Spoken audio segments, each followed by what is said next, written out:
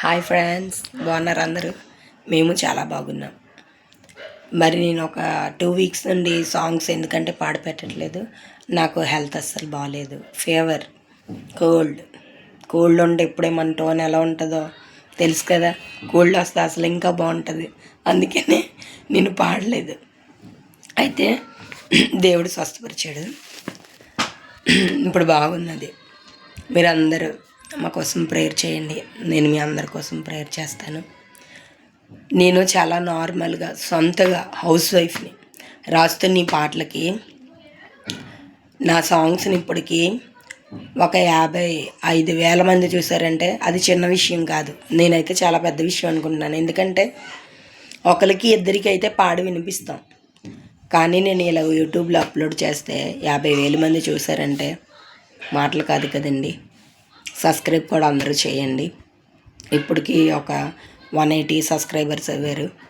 ఇంకా కూడా ఎక్కువ మంది, ఇంకా చాలా స్వరాలు దేవుడు నాకు ఇచ్చిన జ్ఞానం బట్టి రాసి అందరూ ఇవి మీ చర్చిల్లోని నేర్చుకొని పాడుతారని మనస్ఫూర్తిగా కోరుకుంటున్నాను. నా ఆశ స్టూడియోలో కూడా ఈ అన్ని సాంగుల్లో మీరు మెచ్చిన సాంగ్స్ని, అంటే మీకు సులువుగా పాడడానికి ఉన్న సాంగ్స్ని నేను స్టూడియోలో పాడాలనుకుంటున్నాను. దాని కొరకు కూడా ప్రేయర్ చేయండి. దేవుడి చిత్తమైతేనే ఏదైనా చేయగలం, లేకపోతే మనం పూనుకోలేం. నేను ఒక సాంగ్ రాశాను 1 year బ్యాక్. అది ఒక చర్చిలో పాడాను. అందరికీ చాలా నచ్చింది అన్నారు. అప్పుడు పాడేసిన తర్వాత చెప్పాను అన్నమాట, ఇది నేను సొంతగా రాశాను, పాడానంటే అందరూ చాలా బాగున్నది, మీరు ఇంకా రాయగలరేమో, ట్రై చేయండి అని అన్నారు. అయితే అలా ట్రై చేస్తూ ఉంటే ఇప్పటికీ దేవుడి కృపను బట్టి 150 సాంగ్స్ రాయించారు. దాన్ని మీరు అందరూ ఆదరిస్తున్నారు. అందుని బట్టి దేవుడికి ఘనపరుస్తున్నాను.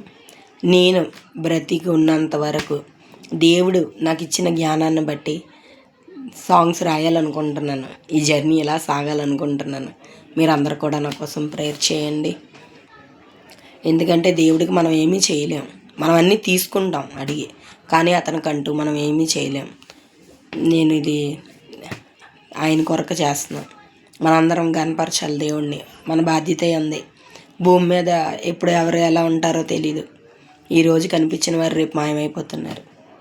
మన డబ్బు మనకు గ్యారంటీ లేదు. మన అందం మనకు గ్యారంటీ లేదు. తిండి గ్యారంటీ లేదు. ఈ భూమి మీద దేనికి కూడా గ్యారంటీ లేదు.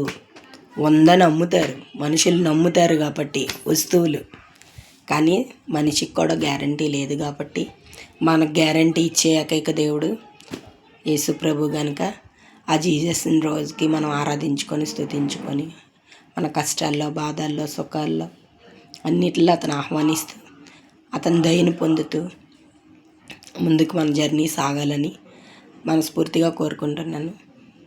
God bless you all. Thank you so much.